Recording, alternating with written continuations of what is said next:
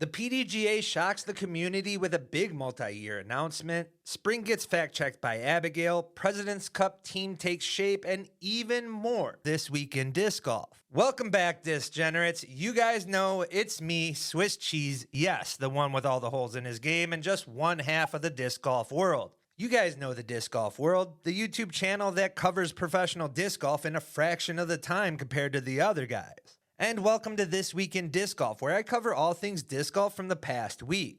As the season carries out west and towards the first major of the year, Champions Cup, the PDGA, who has made some unconventional or very non-traditional decisions as of late, used the week to make yet another one. This one including a huge Future Worlds announcement, with them throwing out their traditional bid process with this latest awarding. And believe it or not, one that actually doesn't involve Heinhold either, at least as of yet. Instead, the Pro Disc Golf Association announced a multi-year agreement with Team Disc Golf Estonia, bestowing the nation of Estonia with two future major bids on top of the one this year, with the now PDGA-owned President's Cup attached, one with Kristen Lott already listed as the first ever female captain, along with them dropping the European Open name, instead favoring the European Disc Golf Festival in the 2026 and 2028. But most importantly, though, is Estonia and its capital, Tallinn, will be the host of the 2029 World Championship, the second ever in Europe and less than 5 years away from the first one this summer in Finland.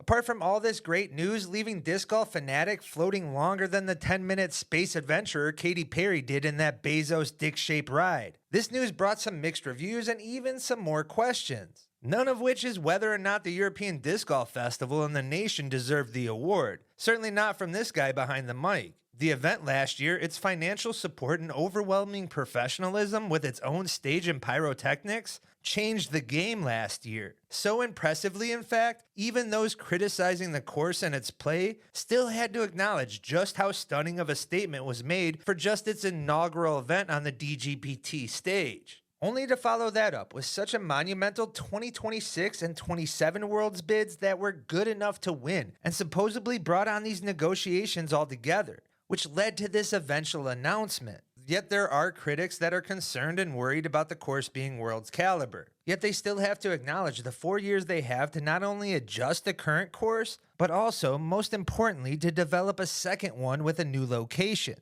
which is already in its planning stage, and possibly even involving the Kodrick Presidential Park, or the President's Backyard. Sick. Or a nearby forest for the woods golf most of you all enjoy. That and my only question is, where is that same energy for the new London major? The one without pins in the ground that doesn't have 4 years on their side, and with less financial support from sponsors, or the government for that matter, like this Worlds and majors will have. All of which makes this latest PDGA decision less egregious than their prior ones, even with them foregoing the bid process altogether to make it happen, while also saving themselves from embarrassingly having to continually turn down the best bid year after year, kind of like they did for that 2026 Worlds awarding. But the PDGA, recognizing that, along with the timing of Nokia's Beast's cloudy future, lined up perfectly to come to the terms that they have currently. That, and if we're being honest, the dollars speak for themselves. The first event became one of the largest funded on tour in its first year, one that pros compared others to,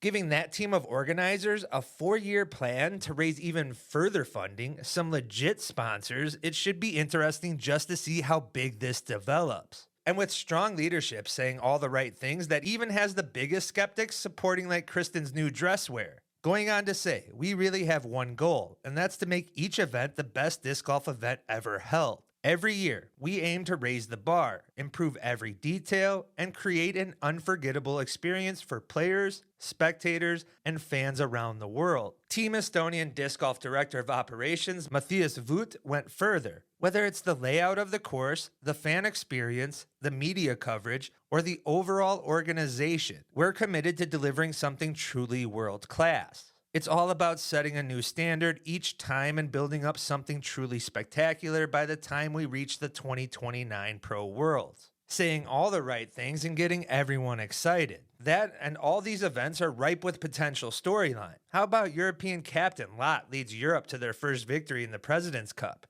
Got some young Estonian teenage talent that could be budding stars at the point of these majors. Or how about Kristen winning the world championship in her home nation only to walk away and retire right after? While this move also has the potential to shape disc golf future as we currently know it, as the foundation is set for Estonia to not only further entrench themselves in the Europe scene, but also as a top player on the world stage. Getting this prestigious of a lineup this early is impressive enough and should have everyone taking note. At Innova Europe headquarters in Pärnu shows that all the major players in the sport notice this nation's potential future outlook, as the inevitable expansion of the European Tour seems to be charging forward also, which if you ask me just might be the scariest part of the ones most critical of this decision. And don't get me wrong, there's plenty there to pick apart, like them being awarded 4 majors in 5 years with them never having a successful major tournament under their belts, and the power that it affords them. Yet it still feels like a sound decision, and until the PDGA gets burned by one of these moves, it seems to be the new norm for the sport's governing body.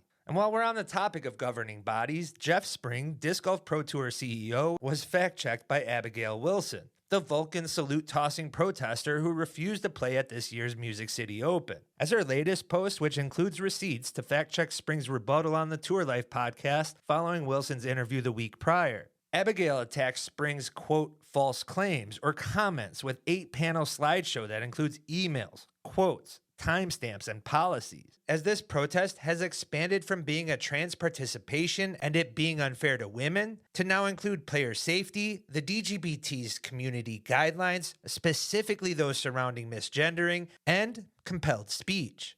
And most can get behind player safety protocols needing to be improved and communicating those measures better to the players, while also acknowledging Wilson's safety concerns and questioning being legitimate with the history of threats of violence last year at the event and the planned protest. Wilson also attacked Spring's compelled speech statements by citing the DGPT's community guidelines as proof, which protects her and every other player, staff, volunteers, and the paying spectators to the private event to create a, quote, respectful and inclusive environment for all participants, which she forgot to highlight that part in the slide, which I feel is important enough to include. And though it's inferred by Abigail and others that the DGPT is governing players' speech for the protection of Natalie Ryan, a trans disc golfer, the rule is applied equally across all players in protecting all participants, including Abigail herself.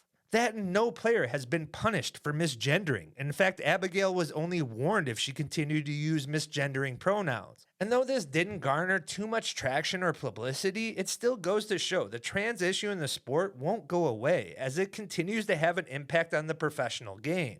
Also this week, the President's Cup lineups were presented as captains Avery Jenkins and Jussi Mieresma had a star-studded event. The U.S. team, with their undefeated streak, looked to continue their dominance, with Owen Scoggins, Holland Hanley, Gannon Burr, Ricky Wysocki, Kelvin Heimberg, Isaac Robinson, with the captain's pick going to Paul Macbeth, and finished with the fan vote winner Anthony Barella. And deep down, we all knew Ezra Robinson didn't have a chance with that fan vote, even with one hell of a video asking for the votes.